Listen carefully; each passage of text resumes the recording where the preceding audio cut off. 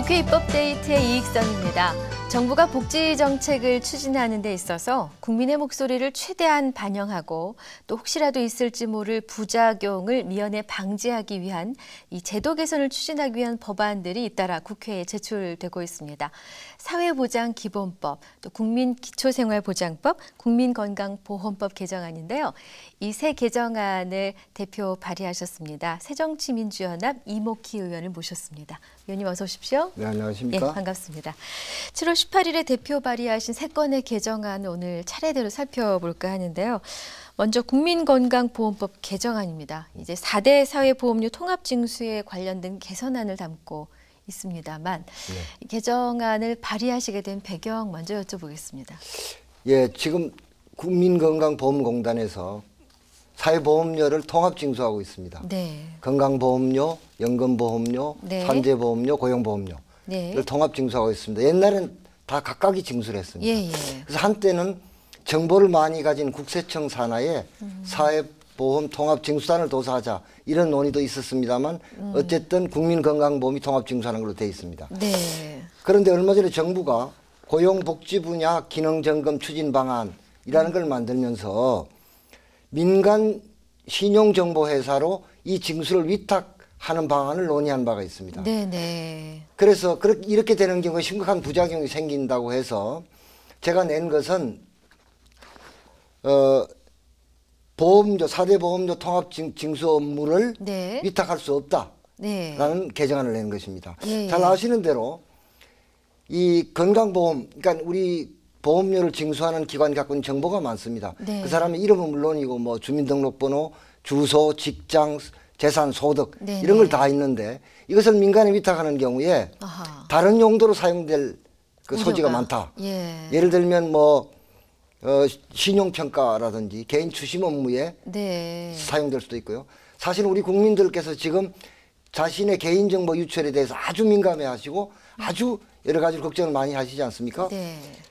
최근 신용카드 3사에서 1,500만 건의 정보가 개인정보가 유출됐고요. 네. 지난 3월에만 통신사 고객 1,500만 명, 금융기관에서 100만 명에서 대략 3천만 명에 이르는 개인 정보가 유출됐습니다. 네. 이런 상황에서 네. 이것을 민간에 위탁하는 경우에 생기는 부작용을 사전에 막아야 하겠다. 네. 그렇게 해서 그 개정안을 냈습니다. 근데 정부가 이 민간에 위탁했을 때 개인정보 유출이 있을 수도 있다라는 걱정을 아예 안 한 건 아닐 테고 그보다 그렇게 했을 때 어떤 편리함이라든가 비용 절감이라든가 여러 가지 장점을 봤기 때문에 이런 생각을 한 게 아닌가 싶은데요. 단점은 조금 제쳐두고라도 거기서 긍정적인 면도 있지 않았겠습니까? 어떤 효과를 보고 그랬을까요? 정부의 주장은 이렇습니다. 네. 업무와 인력의 효율성을 기한다 이렇게 돼 있습니다. 업무와 인력의 효율성. 예. 예. 지금 우리 사회에 이제 민영화 신드롬 네. 혹은 구조조정. 네. 저는 구조조정 자체를 반대하는 건 아닙니다만 네. 구조조정은 신중해야 되고요. 네. 지금 이런 조건에서 고용조정은 정말로 우리가 가볍게 해서는 안 되는 거 아니겠습니까? 그렇죠. 사실은 제가 보기에는 정부의 의도에는 이것을 위탁하면서 네. 그런 일을 하고 있는 공기업의 직원들의 숫자를 줄이고자 하는 이런 의도. 네. 두 가지입니다. 하나는 공기업이 효율을 기해야겠죠. 네. 그러나 그렇다고 해서 그것이 그 직원들을 계속해서 삭감하는 것으로 돼서는 안 된다고 생각하고요. 예. 다른 하나는 민영화. 지금 네, 민영화라는 주장들이 정부 내에서 계속 나오고 있지 않습니까? 예. 이런 발상에서 그 발상의 연장선상에 있다 이렇게 보여집니다. 그렇군요. 그러면 뭐 민간의 위탁을 하되 정보 유출을 원천적으로 차단할 수 있는 그런 방법을 갖는다면 괜찮을 수도 있지 근데 이런 말씀 드리고 않을까요? 싶은데요. 네. 예컨대 국민건강보험공단이 개인정보를 많이 갖고 있는데 네. 이게 예를 들어 대규모로 유출되는 사고는 없었습니다. 아, 예를 예. 들면 그 직원들이 네네. 일탈해서 개인정보를 열람하거나 해서 예. 징계를 받은 경우는 있습니다. 아, 예. 그런데 이게 민간으로 가는 경우에 아까도 말씀드렸다시피 네. 민간기관에 수많은 개인정보 유출이 일어나고 있습니다. 그래서 이거는 작은 업무의 효율이 기약될지 모르겠습니다만 네네. 그것도 뭐 직원을 줄여서 네네. 오는 것일 텐데요. 네. 그러나 이거는 따져보면 그렇게 따질 문제가 아니다 이렇게 생각합니다. 예. 그렇군요. 그럼 개정안에서 이 현행법 규정은 어떻게 바뀌게 됩니까? 개정안의 핵심 내용. 예, 공단은 알려주십시오. 그 업무의 일부를 네. 국가기관 지방자치단체 또는 법령에 따른 사회보험 업무를 수행하는 법인 등에게 위탁할 수 있다 이렇게 돼 있습니다. 네. 그걸 그 자체를 고치자는 것이 아니라 예. 보험료와 징수 위탁 보험료 등의 징수 업무는 그러하지 아니하다. 다시 말하면 위탁할 수 없다. 이렇게 단서 조항을 다는 것입니다. 네. 업무를 상당 부분 위탁할 수 있지만 징수 업무만큼은 예. 그건 왜 안 거기는 된다. 개인정보가 다 들어있으니까. 다 들어있으니까. 예. 아, 이렇게 되면은 뭐 정부의 업무 효율을 기할 수도 있고 또 공단 쪽에서 그 인원을 좀 무책임하게 계속 줄여나가는 것을 막을 수도 있다. 이렇게 보시는 겁니까? 그렇습니다. 사실은 저는 이렇게 생각하는데요. 물론 이런 효율을 기해야 되지만 예. 지금 이제 효율화 네. 하면 사람을 자꾸 잘라내는 것으로 생각하는데 저는 네. 그거 아니라고 생각합니다. 예. 그분들을 생산성을 올릴 수 있는 다른 일들을 하면 될 일이고요. 예. 예. 그러니까 자꾸 민영화 효율화라는 이름으로 이거는 그렇게 해서 그 자꾸 사람을 밀어낼 일이 아니다. 네. 그러니까 더 중요한 것은 이거는 이렇게 되다가 개인정보가 대량 유출되고 이런 왜냐하면 건강보험의 정보는 건강보험공단이 갖고 있는 정보는 뭐 더 깊이 들어가면요 네. 온갖 정보가 다 있지 않습니까? 그렇죠. 예, 그런 것이 유출되는 것을 막아야 한다는 게 주된 것입니다. 네. 이 정부가 신용정보회사의 위탁 추진을 이제 검토하고 있는 마당에 그것을 반대하는 이 법안에 대해서 여당이 손을 들어드릴지 이쪽 개정안 처리 전망은 어떻게 보고 계십니까? 그러니까 여당이 동의가 쉽지는 않을 것 같습니다. 예. 그러나 이런 말씀 어쩔지 모르겠습니다만 지금 여당이 이제 청와대 눈치를 좀 덜 보지 않을까 그런 생각을 하고요. 예. 그래서 이 문제의 심각성에 대해 시민사회나 예. 국민들께서 좀 인식을 하시고 문제를 제기해서 국회와 함께 풀어갔으면 좋겠다 이렇게 생각합니다. 그렇군요. 네. 자, 다음으로 사회보장 기본법, 국민기초생활보장법 개정안 네. 보겠습니다. 이 둘 다 제도상의 미비점을 이제 보완하는 것으로 알고 있는데요. 먼저 이 사회보장위원회 구성과 관련된 사회보장 기본법 개정안을 보지요. 네. 시청자 여러분들께서는 사회보장위원회가 뭘 하는 곳인지, 예. 어떤 분들이 면면을 이루고 계신지 잘 알지 못합니다. 네. 또 어떤 힘을 가진 곳인지도요. 여기에 대한 설명을 먼저 해주실 필요가 있겠습니다. 예, 사회보장위원회는 사회보험, 네. 공공부조, 사회서비스 등 이런 관련된 기본 계획을 세우고요. 사회보장의 전달체계, 운영을 심의 조정하는 문자 그대로 사회보장 전반에 관한 네. 정책을 심의, 의결, 조정하는 기구입니다. 네네. 그러니까 이 우리 사회보장과 관련된 전반적인 정부의 정책을 결정하는 기구라고 보면 되겠습니다. 네네. 현재 30명으로 되어 있는데요. 네. 정부위원이 15명, 민간위원이 15명 네. 이렇게 되어 있습니다. 예. 정부위원은 네. 국무총리를 위원장으로 하고 네. 12개 부처 장관과 국무조정실장, 법무처장 네. 이렇게 해서 15명입니다. 아하. 민간도 15명인데 네. 근로자를 대표하는 사람, 네. 사용자를 대표하는 사람, 예. 사회보장에 관해서 학식과 경험이 있는 사람, 네. 변호사 자격을 가진 사람 네. 이렇게 돼 있는데 예. 이것을 전부 정부가 위촉하도록 돼 있습니다. 아하. 예. 예. 민간위원을요. 민간위원을 정부위원이야 뭐 정부 장관들이니까 그렇다 치더라도 네. 민간위원을 정부가 그 위촉하고 있다는데 문제가 있다. 아. 그래서 이것을 민간위원을 네. 정부가 위촉하지 말고 아하. 어차피 장관이나 이건 다 대통령이 임명한 사람들이지 않습니까? 예. 민간위원회 추천권을 국회에 주자는 것입니다. 아. 국민의 대표기관 국회에 줬을 때 그 중립성이나 혹은 국민의 뜻이 더 잘 반영될 수 있다. 이런 생각에서 개정안을 냈습니다. 그러니까 지금은 사회보장위원회 모두 30명 가운데 30명은 정부 측 인사이고 나머지 30명은 민간인이지만 15명은 정부 측 인사고. 15명. 예. 나머지 15명은 민간인이지만 정부가 다 추천하는 예, 인사들. 예. 그러면은 정부가 원하는 쪽으로 결정이 될 가능성이 대략 이런 위원회 높게 가면요. 있군요. 정부 주무부처가 혹은 예산부처가 협의해서 안을 갖고 가져오면 네네. 그냥 갑니다. 아. 통상적으로 위원회 그렇기 때문에 네네. 여기에서 국민의 뜻이 반영돼야 한다는 생각에서 개정안을 냈습니다. 네네. 그럼 개정안의 핵심 내용은 방금 말씀하신 그 부분이겠군요. 그렇습니다. 민간위원 15명의 임명에 관한 것이 추천권을 예, 국회로 돌리자는 것입니다. 국회에서. 그러면은 정부의 결정이 일사천리로 이루어지지 않도록, 그러니까 견제할 수 있도록. 그렇습니다. 국민 입장에서 아무래도 제가 보기에는 정치를 하는 분들이 여러 가지 한계도 있습니다만 국민의 소리를 들으려고 애를 쓰는 분들입니다. 그러니까 국회에 추천한 사람들이 아무래도 국민의 소리를 좀 더 가까이서 듣고 반영하려고 애쓰지 않겠는가 그런 뜻입니다. 그럼 실제로 사회보장위원회 그 정책 결정, 심의, 의결, 조정 아까 기능을 말씀하셨는데 그 과정에서 실제로 정부 측에 치우치거나 국민의 목소리를 반영치 못한 그런 사례들을 알고 계십니까? 예. 예를 들면은 복지 대상자를 선정하는 평가 기준이 다릅니다.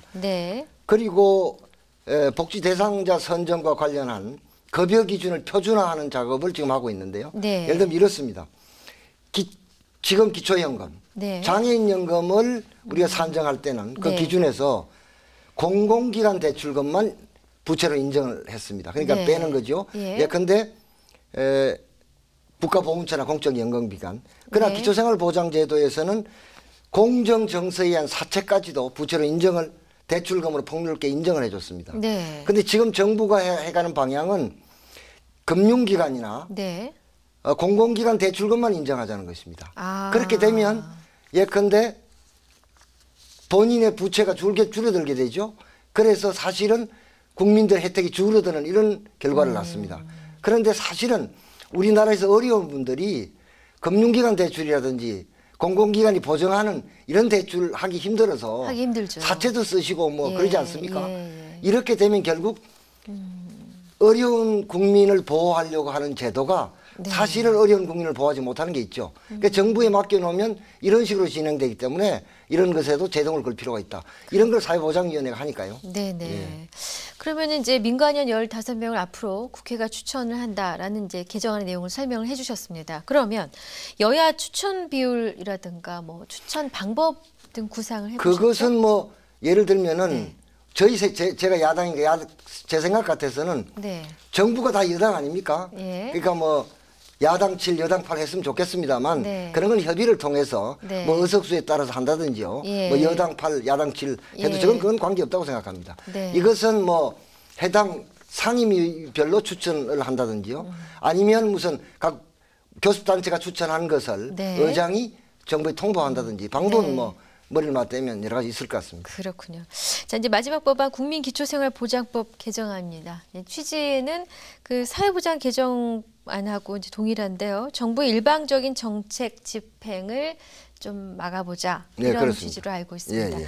이 중앙생활보장위원회 구성과 관련돼 있는데 여기서도 위원회가 또 등장을 했습니다. 중앙생활보장위원회가 어떤 일을 하는 곳이고 왜 법 개정이 필요한지요? 지금 급여의 종류별 산정 기준을 정하는 게 가장 중요한 일입니다. 정부가 사회보장 급여를 할 때 그 기준을 선정하는 게 이게 중앙생활보장위원회입니다. 예를 들면은 이제 국민 기초생활보장법에 따라서 수급자가 있지 않습니까?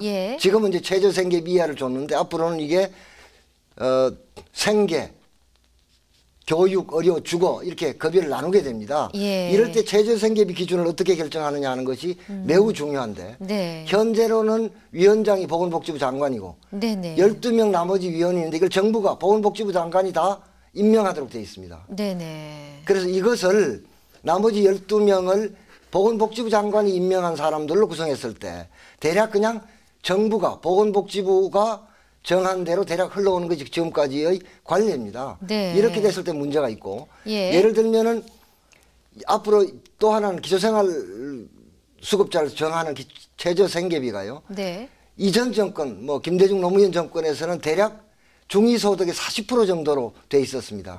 이것이 계속해서 지금 이명박 박근혜 정권 오면서 중위소득의 30% 정도의 선에서 최저생계비가 지금 산출되고 있습니다. 그 말은 최저생계비에 따라서 급여를 받는 사람들의 이득이 그 받는 게 줄어드는 걸 의미합니다. 네. 그래서 이런 데서도 정부가 장관이 임명한 사람들로 할 게 아니라 여기에도 국회가 추천을 하자는 것입니다. 아하, 그렇군요. 지금은 총 인원이 14분입니다. 13명입니다. 13분. 장관이 있고 12명을 네. 장관이 위촉하는 겁니다. 아, 그렇군요. 그러면 지금 위원회는 어떤 분들이 그 위원회 구성을 갖고 계십니까? 사회복지 관련 학문을 전공한 조교수 네. 또는 연구기관의 연구원 4명, 네. 공익을 대표하는 사람 4명, 공익을 대표하는 사람, 네. 관계행정기관 소속 3급 이사 공무원 또는 네. 고위공무원단에 속한 자 4명 네. 이렇게 구성되어 있습니다. 아, 그러면은 아까 이제 장관을 제외하고 12분인데 네. 이 중에 4분이 공직자니까 결국은 5분은 공직자신 거네요. 그리고 4분은 그리고 이제 이게 네. 정부가 네. 뭐 그건 인지상정이겠습니다만 주로 네. 자신들의 생각과 비슷한 사람들을 위촉하죠. 예. 그래서 문제가 많이 생기지 않습니까? 그렇군요. 그래서 이것을 국회에서 추천하도록 하자는 것입니다. 국회가 일부를. 그럼 이제 국회가 추천하게 되면은 약간 더 논쟁은 많아지더라도 국민의 입장에서 또 수혜를 그동안 받아왔던 기초생활수급자 입장에서는 보다 긍정적인 효과를 기대할 수 있다. 네, 이렇게 저는 보시는 그렇게 보고 거죠? 있습니다. 예. 네.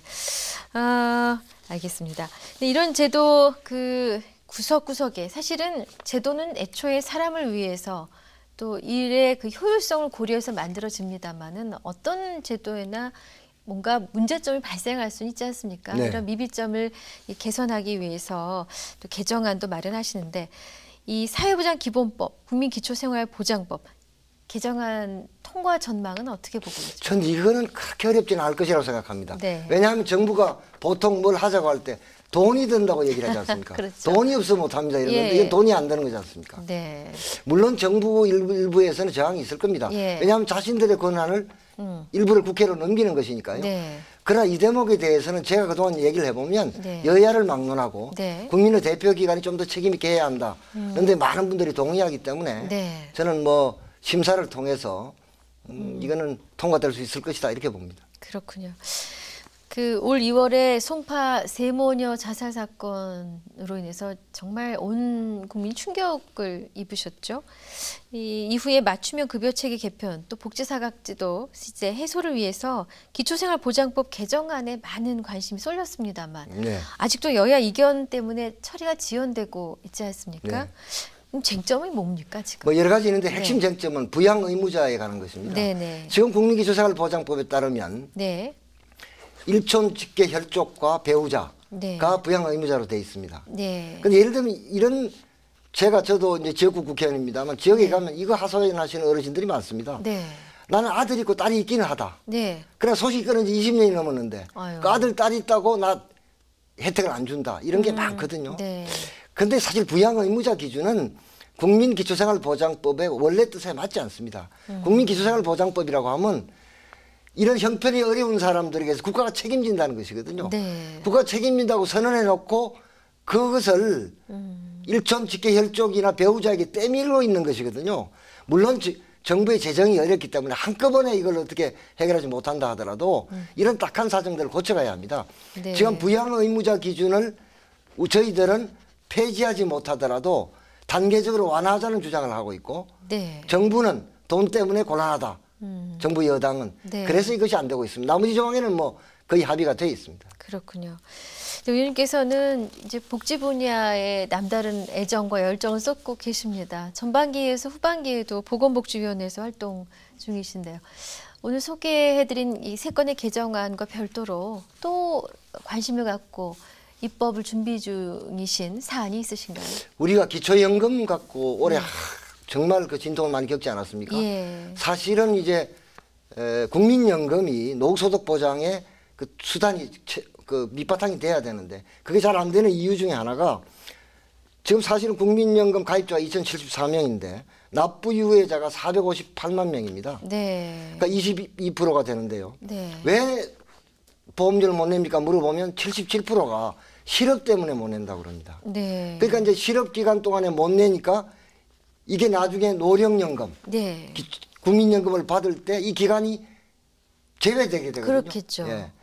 그래서 많은 선진국 OECD 국가에서는 실업 크레딧이라는 걸 합니다. 아하.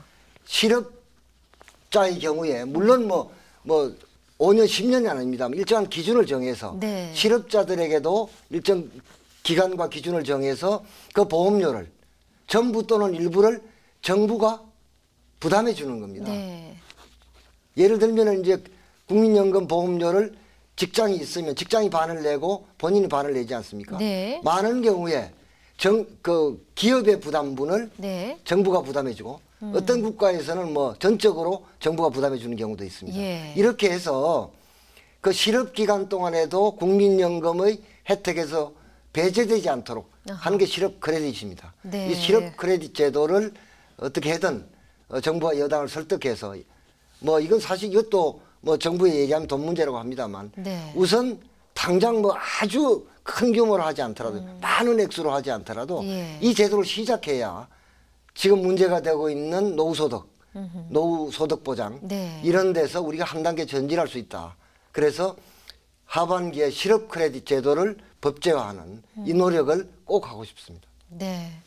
좀 특히나 그 힘들고 어려운 분들을 위해서 그동안 많이 활동을 해오셨는데 또 활발한 입법 활동 계속 해주시기를 바라겠습니다. 오늘 나와주셔서 감사합니다. 네, 고맙습니다. 자, 오늘 입법데이트는 새정치민주연합 이목희 의원과 함께한 시간이었습니다. 시청해주신 여러분 고맙습니다.